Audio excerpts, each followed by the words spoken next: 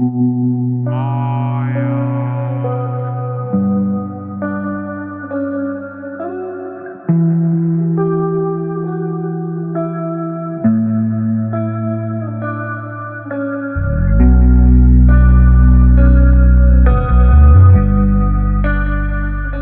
Indonesia mesti rela dihajar Vietnam 0-4 dalam lanjutan kualifikasi Piala Dunia 2022 Zona Asia Grup G, di Stadion Al Maktoum, Dubai, Uni Emirat Arab pada Senin, tanggal 7 Juni tahun 2021, malam waktu Indonesia Barat.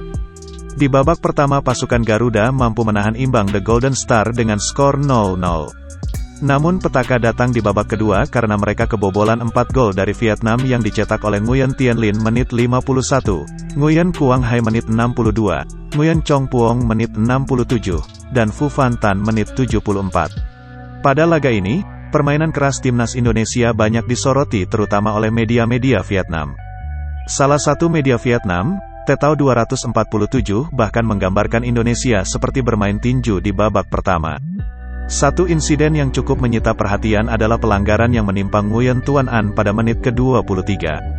Gelandang bernomor punggung 11 itu dihantam dengan tackle keras oleh bek kiri timnas Indonesia, Pratama Arhan.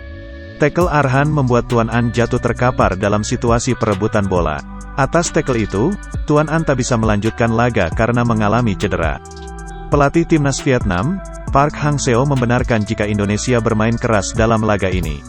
Benar jika Indonesia punya tendensi untuk membuat pelanggaran, ujar Park Hang-seo dikutip bolasport.com dari Tetao 247. Tetapi saya tak mau berkomentar lebih jauh.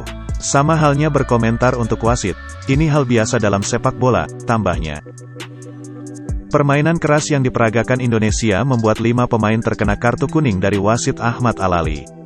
5 pemain yang dimaksud yakni Arif Satria menit ke-15, Rahmat Irianto menit 18, Nadeo Argawinata menit 51, Pratama Arhan menit 60, dan Egy Maulana Fikri menit 92. Satu kartu kuning lainnya didapatkan pelatih Sintayong di menit ke-77. Menanggapi permainan keras anak asuhnya, Sintayong mengaku tak pernah menginstruksikan demikian. Jadi, sebenarnya bukan taktik dari saya, permainan keras seperti itu, kata Sintayong. Menurut Sintayong, beberapa pemain masih terbawa emosi karena pernah dikalahkan Vietnam pada tahun 2019. Tepatnya kekalahan timnas Indonesia terjadi di ajang SEA Games 2019.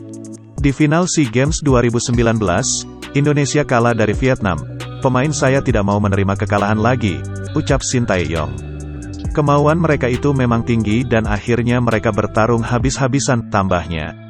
Akibat permainan keras Indonesia, 2 pemain Vietnam dipastikan mengalami cedera yakni Nguyen Tuan An dan Nguyen Van Toan.